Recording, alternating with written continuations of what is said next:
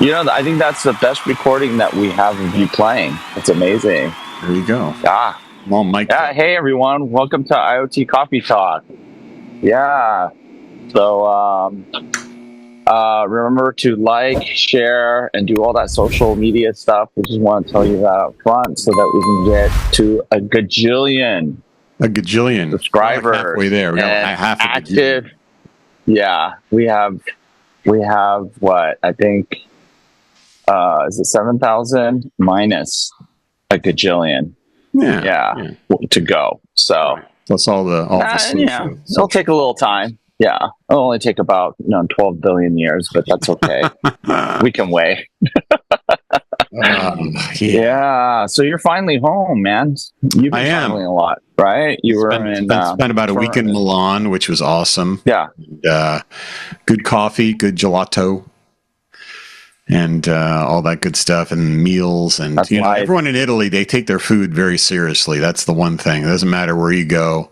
Oh, yeah. Little pop-up shop, whatever. Everyone's like, okay, slow down. This is going to be good. So I really appreciated that.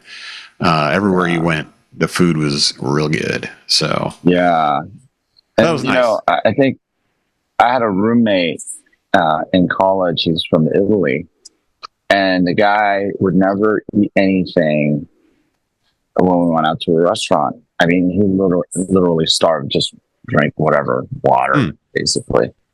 But when we get back home, he would cook, and he would go to these, like Whole Foods equivalent, like farmers market type grocery stores, right? And get his food there. He would make everything himself. And I asked him, dude, why do you go through all this trouble, right? Because I can't eat food in America. I was thinking, oh my gosh, that must be like really, really tough. But he just couldn't stand how synthetic everything was and processed everything was. It's processed. Yeah. And you get, when I got back from the UK, so I was in the UK last week, right? Actually, over the weekend. Lewis Hamilton, yes, congratulations for winning the British Grand Prix. But I think it's like his 8th win, if I'm not mistaken. I am not an F1 fan. Yeah, but I did go and check it out. Cool. And I froze my butt off in the stands. Yeah, it was cold. Yeah. And yes, it is summer.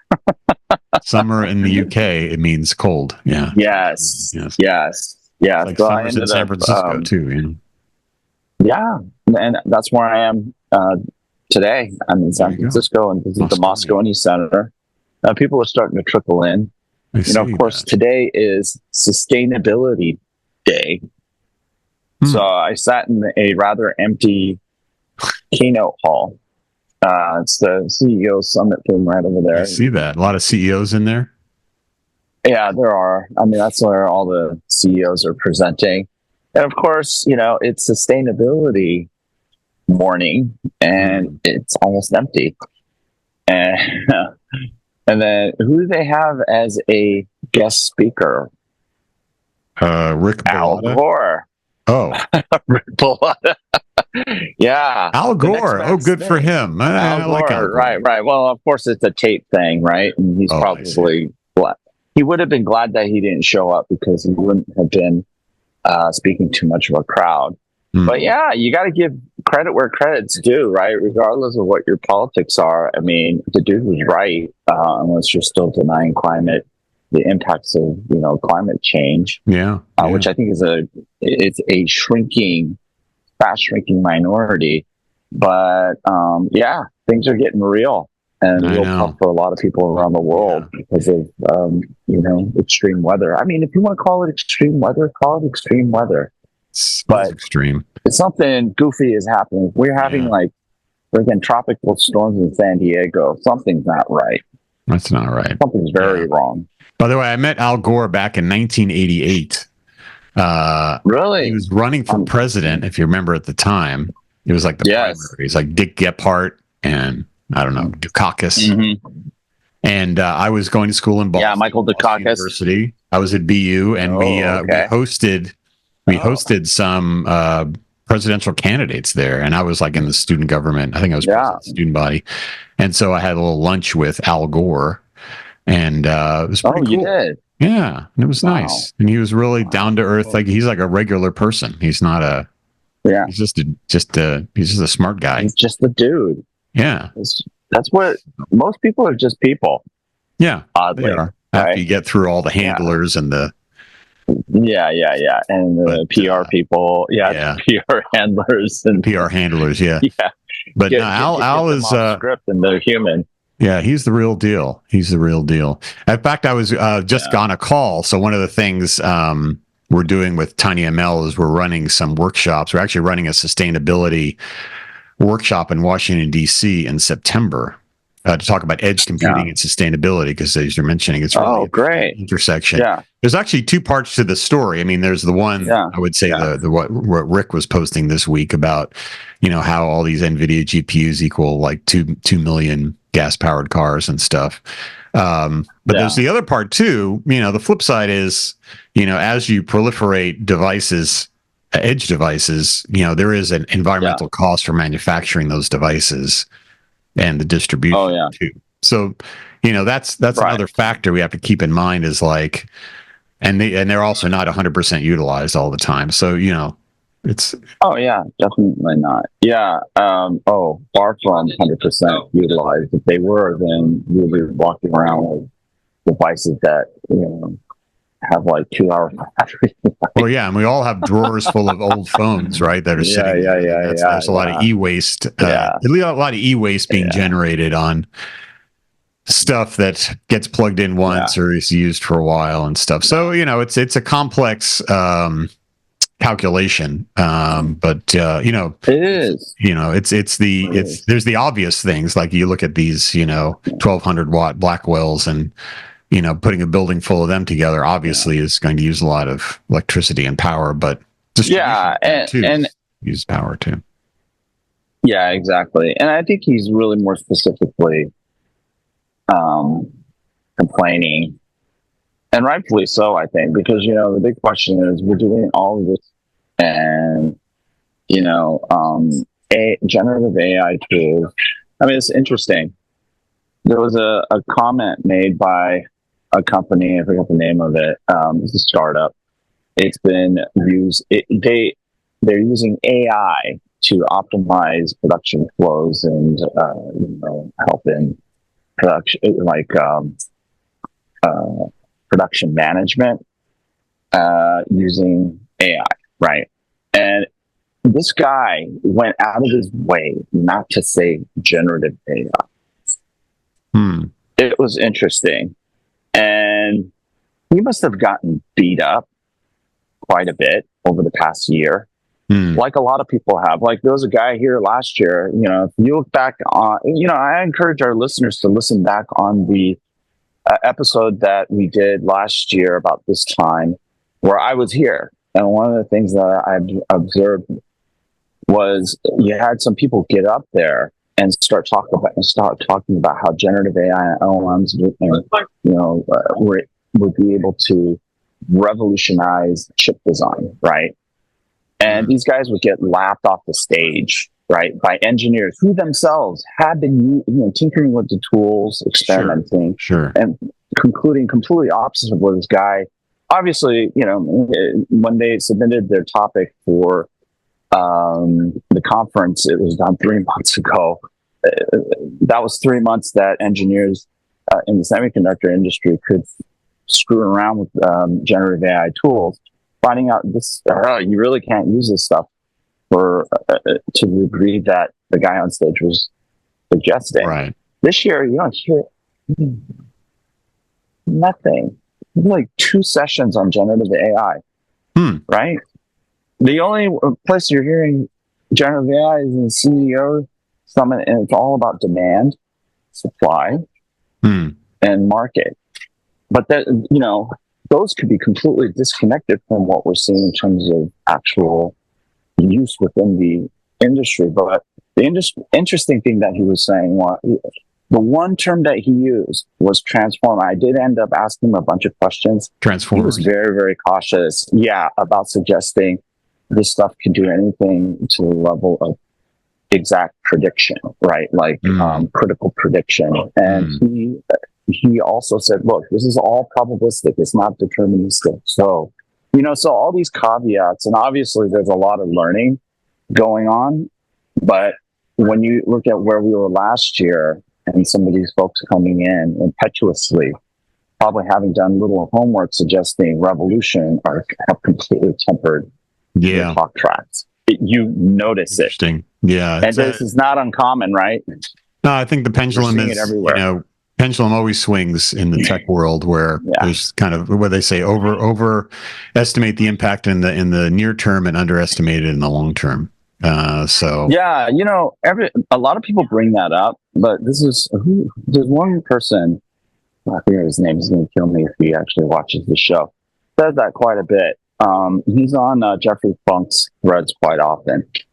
I said, the people who subscribe to the hype, right, drink deep in it, they overestimate the potential in the near term.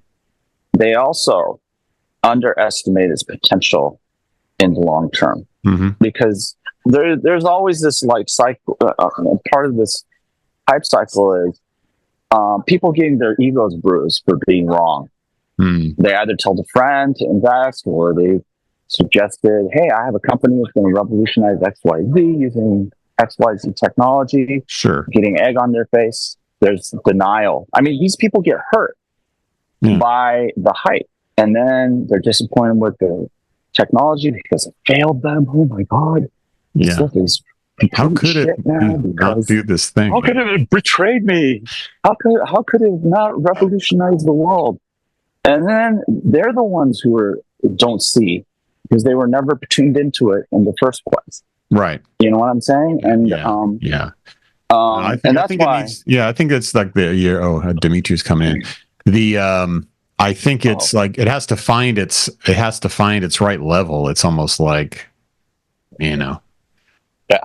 Did you just say, hey, Dimitri? Did you say, oh no, Dimitri's coming? No. I just said, oh, he's.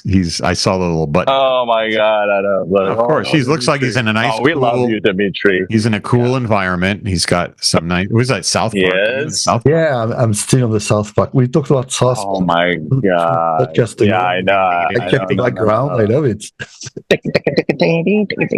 Next thing you have to put a Idiocracy background. There you go. Thing in the background. Yeah. where they're watering plants with that electrolyte drink. I forgot what it was called. You are at another conference. I'm in San Francisco. Yeah, I can see for SEMICON West. Yeah. Moscone. And the other thing, Pete and Dimitri, this year it seems a little bit mellow. I heard that there were more people this year, but there isn't as much of a, you know what I'm saying? Energy buzz to the conference. Yeah, less of an energy buzz, and even with this sustainability stuff, it's like people just don't seem to care as much. Last year it was big on sustainability. Now it's like, do we give up on it? Is that the CEO summit? Yeah.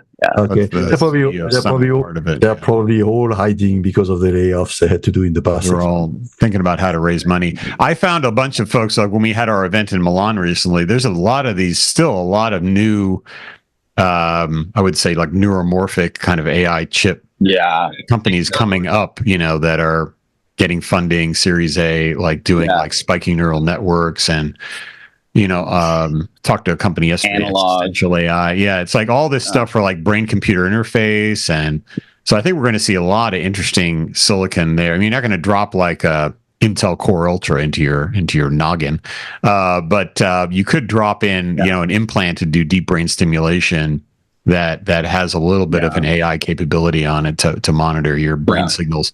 So I think there's a ton of interesting stuff happening there, with the new silicon companies that are designing specifically for purpose, like not general purpose, but specifically silicon for the healthcare industry or whatever. And I think some of the new techniques and fab and other things that you were talking about are enabling much more specialized silicon development for these verticals.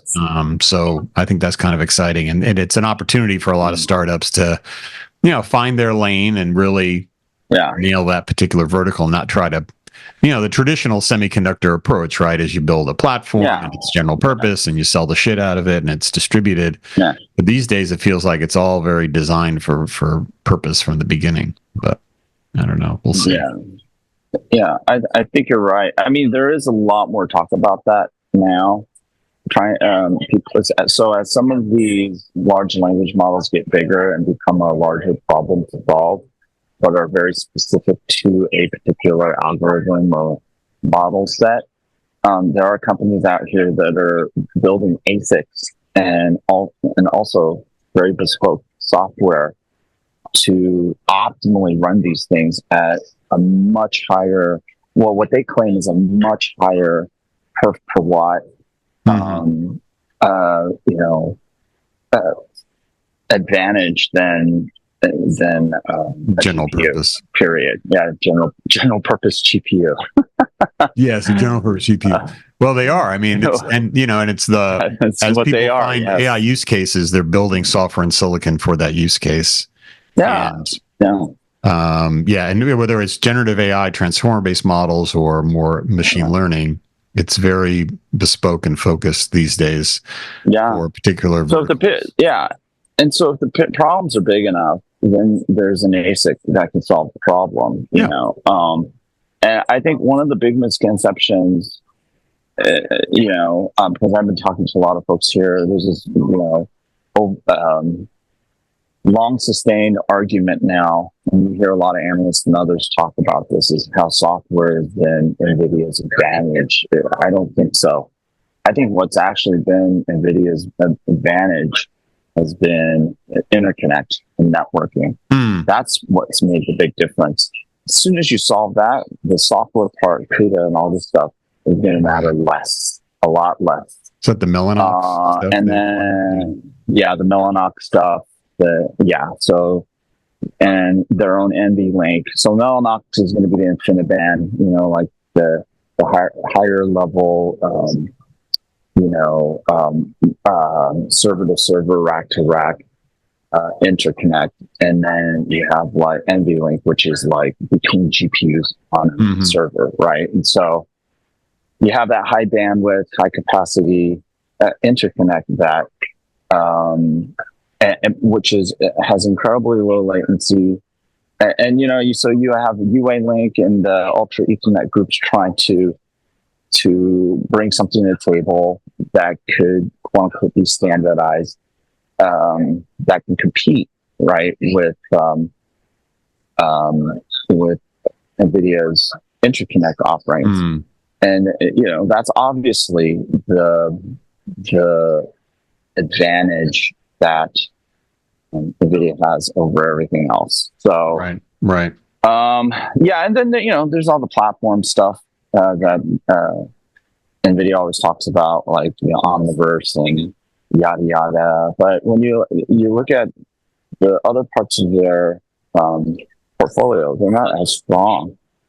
Those the adoption of Omniverse and the other aspects of their platform has not been as high as people think. I go to different conferences. I ask folks, are you guys using Omniverse for your digital twin and blah, blah, blah, and simulation? Because NVIDIA talks about all the time. They actually don't. And then a lot of the ISVs and the tech vendors in industrial have their own tool sets that have been around forever. Yeah.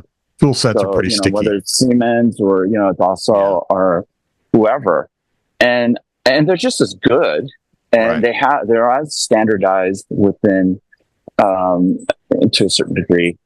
But yeah, man, it's the Omniverse thing is interesting because I think it sounds great. I think it's just right now, like I can get an Orin box and CUDA and I can be up and running in an hour.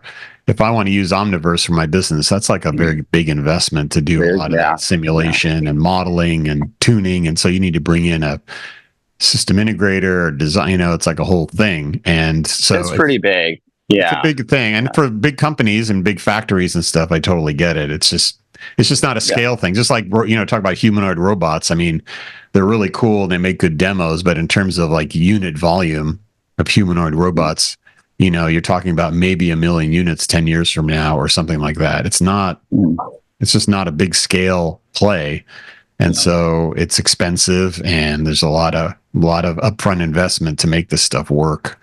So I think some of these newer technologies, going back to our other thing, we kind of get really excited and breathless about them, but it takes a long time for them to get any traction and to get any scale. So cool stuff. Just, it's like pretty, it's kind of double black diamond degree of difficulty to implement and deploy.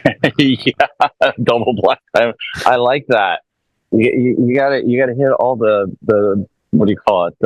What do they call it? The green circles. That's right. The beginner run stuff. I'm inspired by Dimitri. And then maybe start with the bunny hill and then work your way up. Oh my God, Dimitri, it's odd that you're quiet. You haven't said much. No, this thing I'm learning from time. Oh, they talk about digital twin here, dude. Yeah, actually, I haven't never looked really exactly at what Nvidia has been doing with their Omniverse. So, but that's like wouldn't there Marvel be Universe? Wouldn't there be some concern about data privacy around that? Because it's a cloud offering, right? So if as a manufacturer I decide to put all my stuff and simulation there, the data is in their camp, right? Yeah, they have the usual kind of confidential computing type of things, stuff going on to wrap it and all that stuff. But because that was a big deal when I was at GE, the customer was saying, "Oh yeah, it's a cloud, yeah, but it's your cloud, So can I have a private cloud version?" So it's interesting. But I think your point also that most of the large vendors already have their solution is there. And that's been in general in industrial IoT. I don't think I've seen any evidence of change in my position there. If you're looking at big assets like gas turbines or jet engines or big manufacturer, they're going to come up with a software solution that is proprietary and serve the purpose. The problem is in the pumps, the compressors, so all the manufacturers, those smaller assets who cannot have the investment cannot afford the investment having their own platform. And cannot find a standard platform because they go GE, they're stuck in GE, they go Siemens, they're stuck in Siemens. So it's the problem of the middle ground that nobody wants to solve because everybody's afraid. This is also the greenfield, brownfield issue. It's chronic issue, right? Fact is 90% of the stuff is brownfield. There's stuff out there. It's working.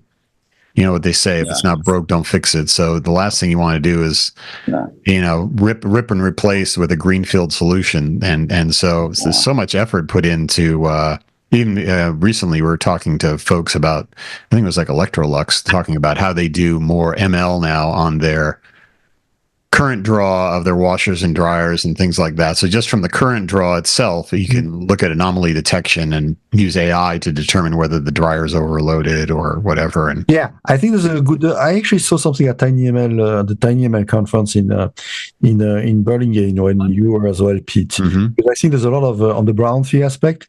There's opportunity for retrofit. So if you can put a small TinyML module in line with the current consumption of motor and kind of stuff and gather data, you can do a lot of it. The motor itself is the sensor, basically. The motor is the sensor. And there's a lot of information you can get off the motor from a retrofit perspective and do a lot with that information. So, and again, at the end of the day, when you're on the buy side of it, a lot of folks are on the supply side making tech, but when you're on the buy side, you start with a problem and you work your way back to how quickly and cheaply can I fix it? And sometimes that means just, measuring current draw on your motor.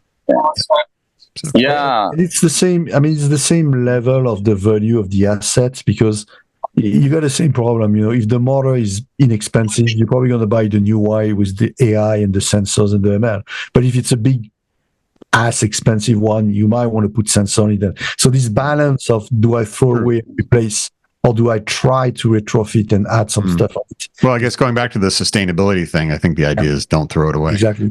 And the result also of that is that have it run just chuck it in the garbage. The result also of this is at the end of the day, most of the industrial use cases are system integration projects.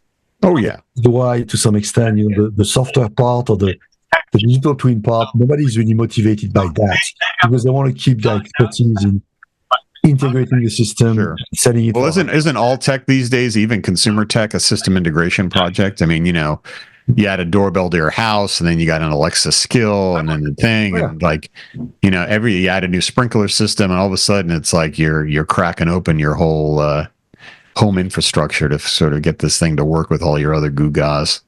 So everything's a system integration project. Well, yeah, home automation is a nightmare.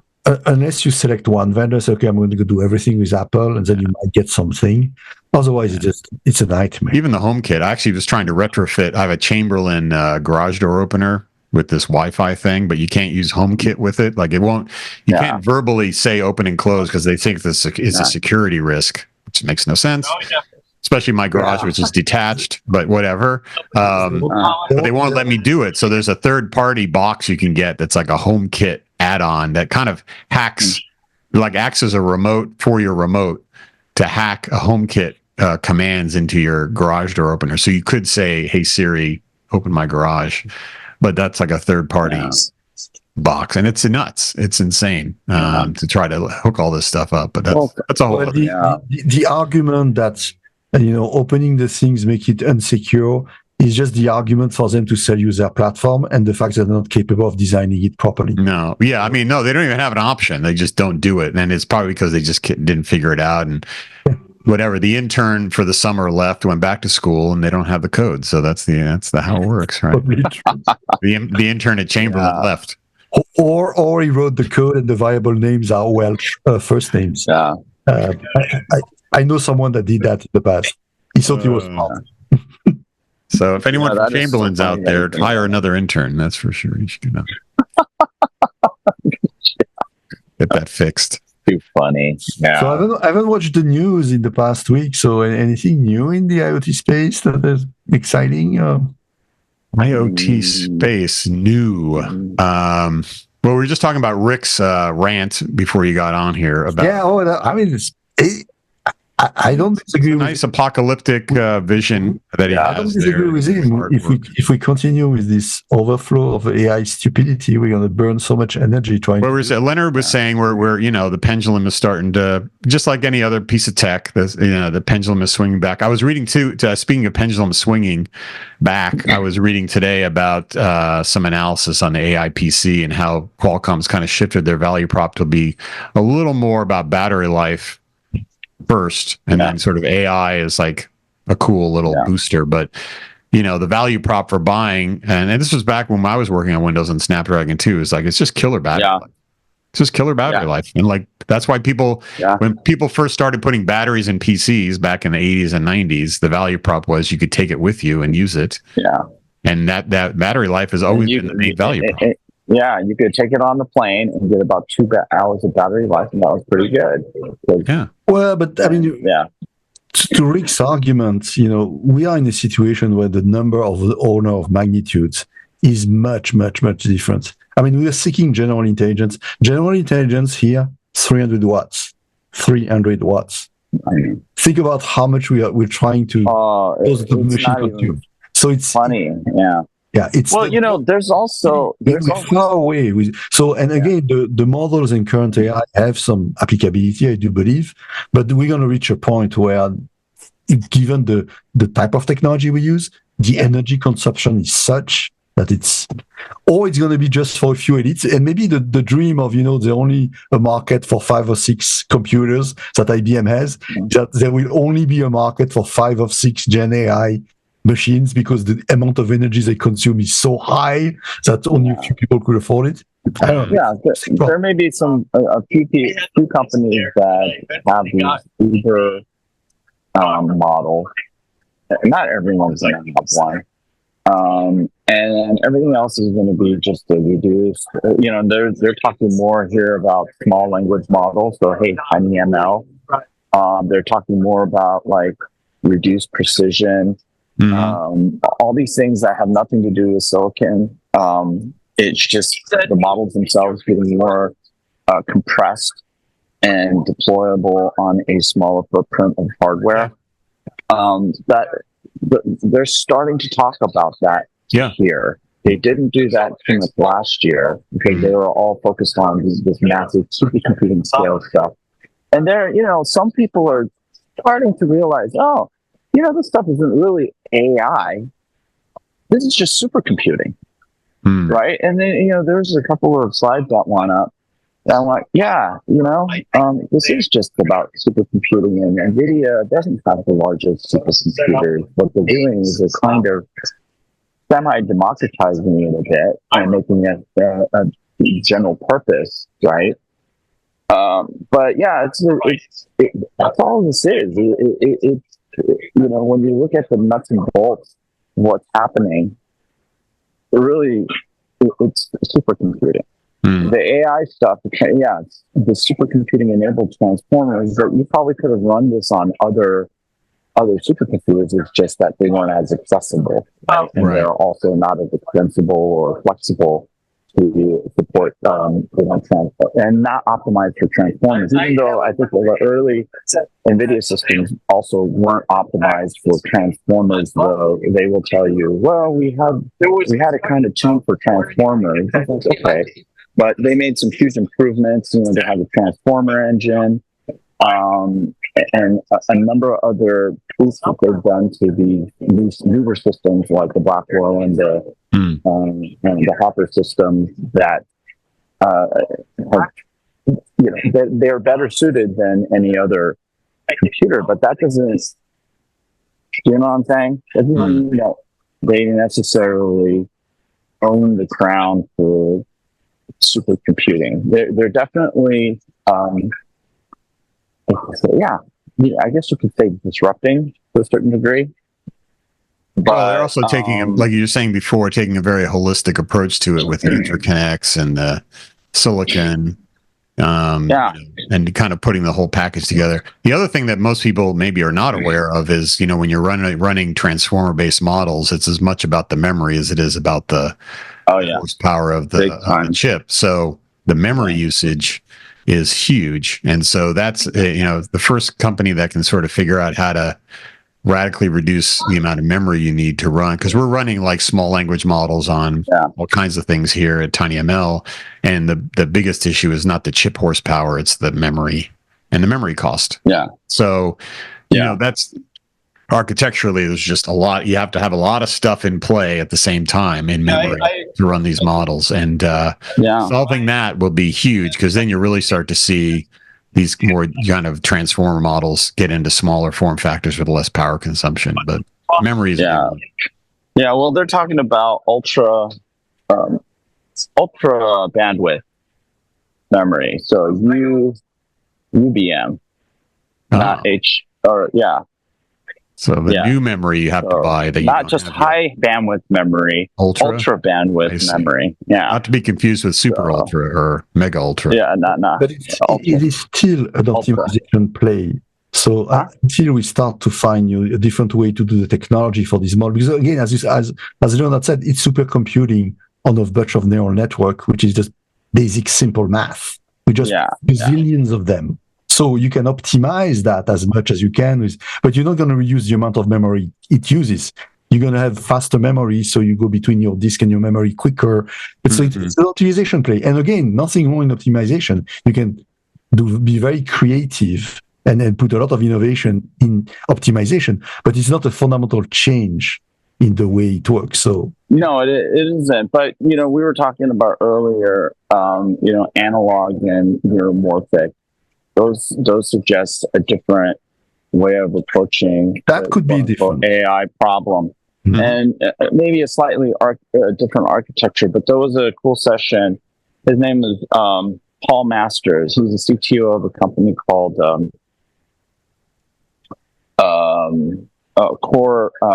Tsunami. So Core Tsunami. He was suggesting that we have to think outside of the box, get beyond the von Neumann based thinking about how compute, architectures, and simplifying, just adapting to the needs of this next generation of computing, or AI computing, accelerated computing, whatever you want to call it. So it's interesting because he's done a couple of things. They've created some ASICs as well as some, it's called fine-tuned algorithms for things like zero knowledge proof, right? So you crypto folks, can probably appreciate this. Also, he's done some stuff for homomorphic security and encryption, which is, that's a massive overhead, right? So they have an ASIC, an algorithm that supposedly dramatically accelerates those types of workloads.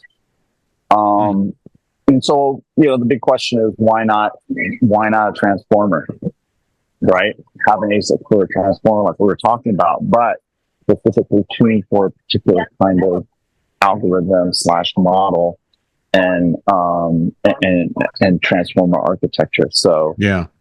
I think we'll see some of that stuff. Like there's a company called Green Waves that has what's called the Gap 9. It's a RISC-V based audio processor with AI, and they were showing how they could kind of, it was a pretty cool demo. I mean, it was like, play a Spotify song and it automatically strips out in real time all of the vocals from the thing. So it's pretty amazing horsepower for like something that runs on a milliwatt. But these are for like hearables and stuff. So that's kind of their market is mostly hearables and things. But you're going to see a lot more, I think, very functionally focused ASICs that are designed around AI algorithms and models, and be like, I am accelerating this model. This ASIC accelerates this model for its purpose, and then you really get some optimization there on cost and power and things like that. So definitely happen. And I think that's where definitely Nvidia faces a lot of risk, and it can happen really quick, right? I mean, going back to, if the problem is big enough, the ASIC is going to be your answer, and if the ASIC is your answer, you don't have to solve your big problems using high margin, highly expensive GPUs. Right.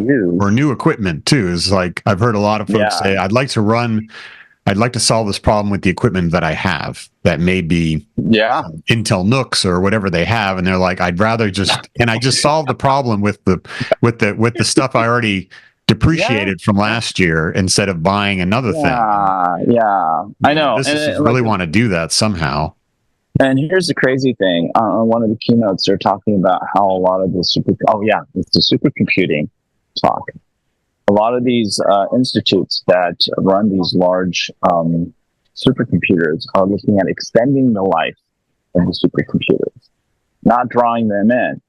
But that contrasts with what, Nvidia and now most recently AMD announced, where they want to have a 1-year cadence on the hardware and the systems. And it's like, wait a minute, that doesn't jive.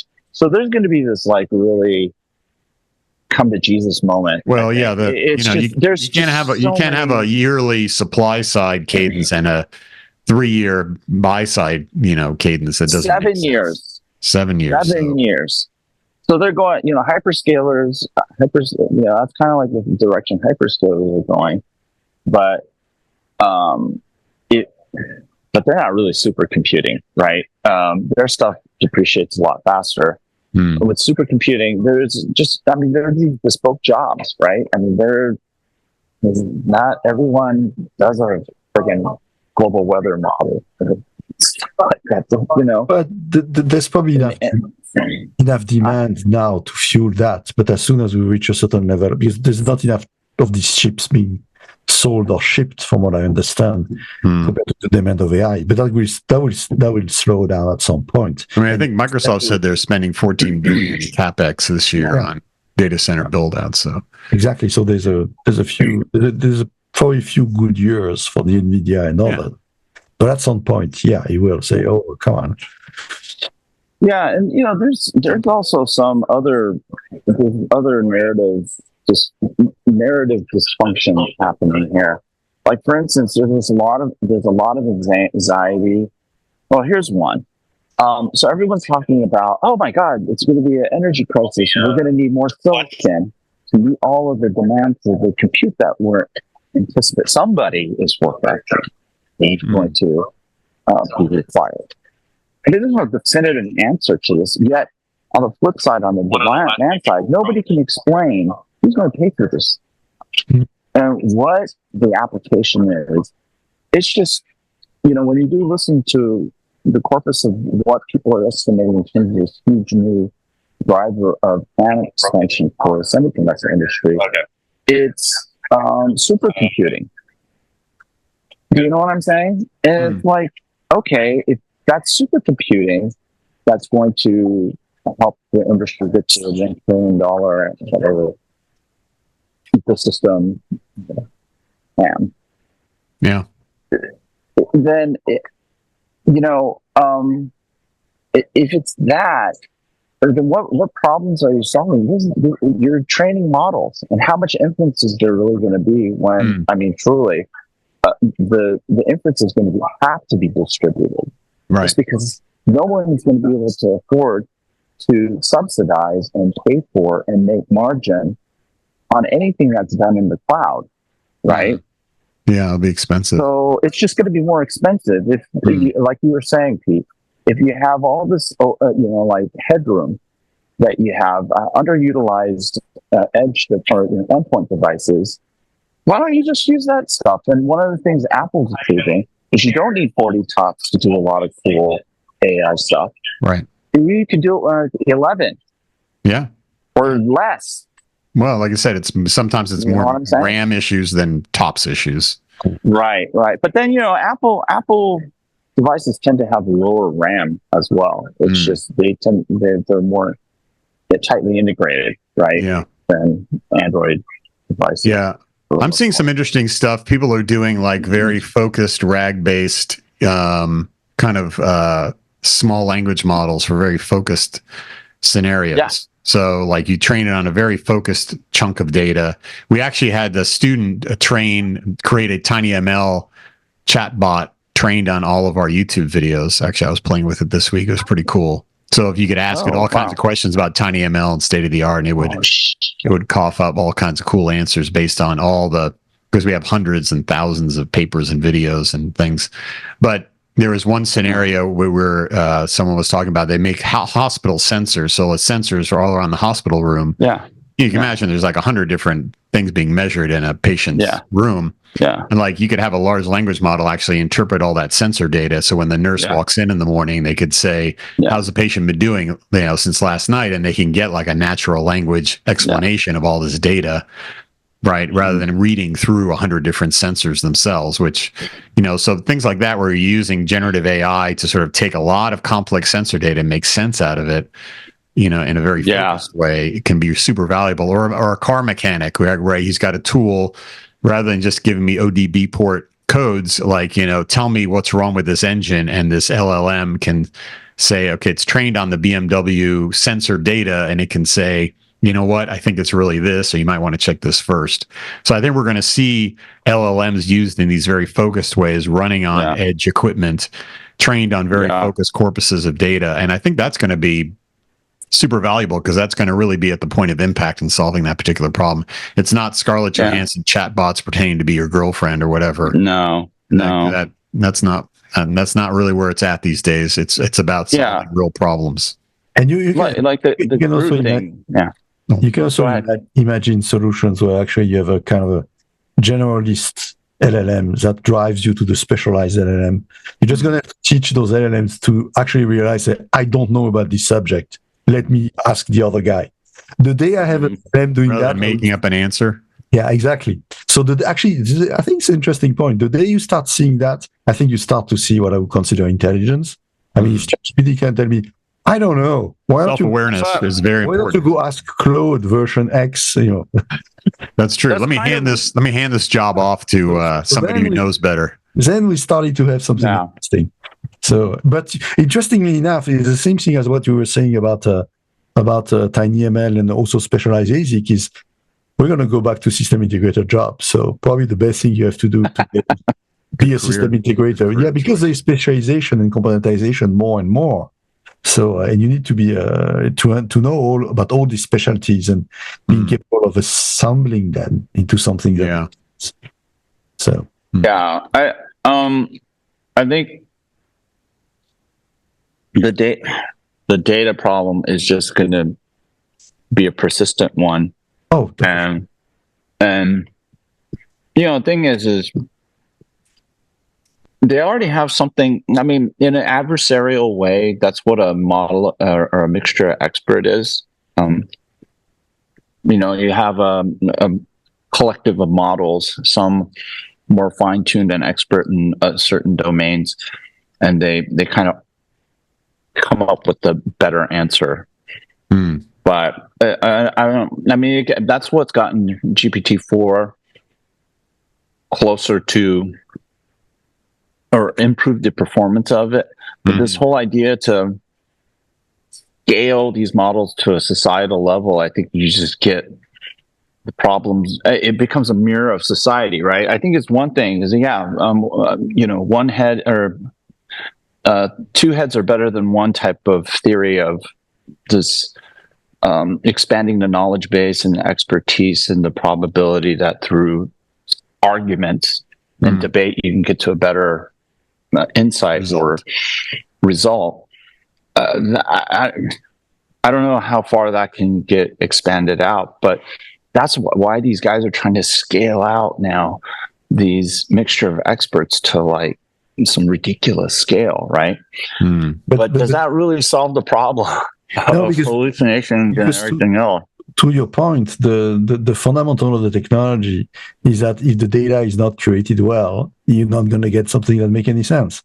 So there's no sign right now, no evidence that there is a technology that can make actually this separation between this is an argument versus this is a fact. Right. Yeah. Well, you have to have the data sets have to be clean. The data for a large language model, there's no difference between a sentence that is a fact and a sentence that is an argument. It's just a bunch of words, which statistically if there's more arguments, you're going to have more the answer to the fact. So again, you have to keep the fundamentals in mind. I'm not saying that those tools cannot be used for very interesting and powerful things, but you have to keep in mind the fundamentals. Otherwise, but detect the hallucinations. Yeah. But really quick, I mean, Pete, I think you're on this a lot of good stuff in using LLMs and vision models to index things or to classify things and then maybe create embeddings, right?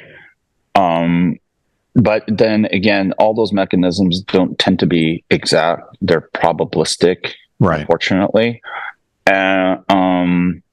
But I mean, those are like some of those use cases that, like you said, that's where you're going to realize value. It's nothing sexy, right? But if you can channel that into solving specific problems in an overall system, but is it going to transform the world? Probably not, but it's going to improve some stuff. Classification and prediction, which are the two basic things that we do with these models, is extremely effective in a number of domains, and it can be. And I think that the interesting thing I was thinking about that recently is we seem to have to kind of have this quest to replace human intelligence, where we haven't actually solved some of the basic problems that are labor intensive or time intensive. Humans lack classification, lack prediction, and that could be enormous help if you scale that and if you make it better and better and better. As opposed to trying to have something that talks to you and look like a human and will tell you the same stupid things that a human does. So well, at a broader society level, I wish we put as much energy into educating students as we did creating AI, but that's a whole other. We should have a whole. We should have a whole episode on that. Dude, I know, but that's like coming full circle. In this sense, I do believe that we are, but especially in the US and actually in more and more countries that nobody's investing in education anymore. But this is where we should leverage LLMs. But this we should completely change the way we teach to people. Fire everybody and restart from scratch, because this is I don't know about that. Almost dial it down. Well, it's Dimitri. What else can you expect? Fire everyone. Start over. No, but guys, if you look Start at the human race over. if you look at the raw statistics in France, there's close to 1 million teachers. I think 850 million. It's on average 15 per student. I mean, 15 students per teacher. Okay. And if you go into the classroom, Really? yeah, if you at just the raw number, but in the classroom, there's always 40 guys, there's always 40 students and one teacher. So what's going on? And that's a very human intensive labor. Right. And what I'm saying is that a number of basic knowledge teaching, you can replace that by machines and then use the human for the critical thinking aspect. I mean, how much of the time you spend doing critical thinking versus learning raw knowledge in class? No, that's true. So the raw knowledge is probably 80, I mean, it's probably 90 or 95% of the time. Right. You can replace that by machines and then have like 20% or 40% of the time to do critical thinking and still do a better job. So, yeah. I mean, teachers do a lot more than just teaching rote information, right? There's a lot of, kind of support about how to learn. Good, but I think their job should be focused more and more on the critical thinking, and it should be a tool for them to go. Because there are boring teachers. I had, even at high level, a math teacher who was just teaching his course. The jokes were in the margin, so we knew the jokes from the previous year. And this guy he was telling his stuff. Sure, yeah. I mean, that's always... Could have been 100% replaced by a machine. 100%. Sure. Yeah. But, we also have to remember... They're there to babysit our kids too. People forget that. That's a good idea. That's a great idea. What? An LLM to babysit kids. No, seriously, this is a great idea. Yeah. This is a great idea. Why don't you work on that? I don't know if I should find that insulting or not. I mean, I put out like the dumbest idea, and he thinks it's brilliant. There you go. Is there something wrong with that? I don't know. Look at the number of stupid things that people buy. I'm sorry. I know. I think it's. And you know what? I'm going to counter argue that I believe that this LLM could sometimes do a better job than some babysitters, some parents. And some parents. Oh yeah. So.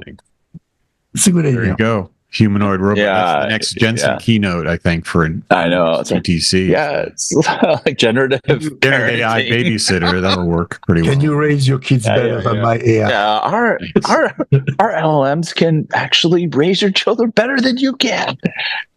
Think of what kind of value would that have? I would guess yes for a large number. Yeah. Yikes. But on the other hand, we could probably use LLMs to teach parents to be better parents. Yeah, parental coaches. Yeah, maybe. Could be. Yeah, I don't know. By the way, there's getting lectured by a machine. Is a weird idea. There's no real such thing as parental coaching. I mean, at scale, there used to be when families were close together, but you have to go get a license to drive a car. You don't get a license to raise your kid. Yeah, that's true. You read the Dr. Spock book. Yeah. But it's here's the thing. I think with general AI, the AGI crap, who knows? They might be closer than we think, because what they're really trying to do is they're trying to create a societal intelligence that is basically informed by a massive collection of smaller intelligence that are reflective of substandard intelligence, and something to think about, and it's a different variety of intelligence that shouldn't be compared with human, that an individual. I think an individual has the potential to be much more talented and capable in domains, in certain specific things, than an LLM ever could, or a generative model ever could. And the scary thing, I think, is what a collective intelligence, an intelligence that's comprised of a collection of sub-intelligences, what would that imply? And what's the end result of that? Because then it just turn on the TV, you'll know. Just turn on the TV, and then it's just gonna spew out stuff that we complain about on a daily basis about society. Sure. How broken it is and how dysfunctional and blah, blah, blah. And it can only be a mirror of that. It can't, how can it be more progressive? Yeah, but there's always how does the math work out? Somebody has to explain that to me. And you can't use a bunch of, techno mumbo jumbo and friggin' neuroscience theory to answer that question. I think it's actually a pretty simple answer. But there is a fundamental problem in this thinking, as long as we continue to train this model with only human-generated data. Yeah. It's just a fundamental problem. So unless we had this discussion, if we start, maybe we should start training models on physics or whatever, but we have this, we're always going to have this bias because the data is human-generated.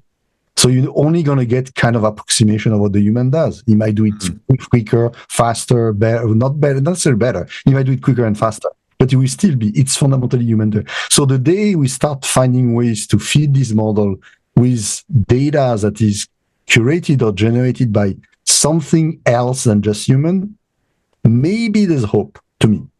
Yeah. Well, yeah, bottom line, the more useful stuff is definitely showing up on device, and, that's highly contextualized, channeled for specific use.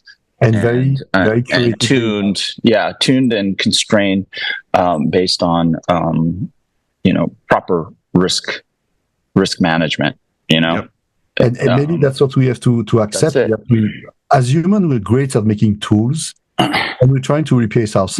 Yeah. That's what I don't understand. Nah, we're so far away from that. Yeah, let's keep on making great tools and make sure those tools are actually well designed with data, with human intent. Yeah. Human intent and precision. And, one thing I think I'm starting to realize, I've kind of had a hunch of this, but is being increasingly confirmed, is generative AI is just another form of AI. It has every single aspect of issues and challenges associated with it. Nothing has changed. Nothing. It's just a different flavor. Yep. Of ice cream. So plus. Yeah, but if you want to raise capital, has its own issues. You have to make solve everything. You have to make people dream if you want to raise more capital. So yeah, I know. But those companies won't be around for very long. So they ultimately they feel it in their bones. Well, it's the same humans that generate the data that feeds the models that make the investment decisions. So. Yeah, there you go. All right. Sounds good. Should we adjourn? That was a good session, don't you think? Oh yeah, I have to jump on another. Great. Don't jump off yet. Hold on. Do you want to take us out? Who wants to take us out? Pete? Pete, sure. I'll take us out. Why not? You've been wallowing in more AI wonderings and meanderings for the past hour and a half, but hopefully you've pulled out some good scraps of good insight with us here. And Leonard holding down the fort in San Francisco at SEMICON, and Dimitri at South Park.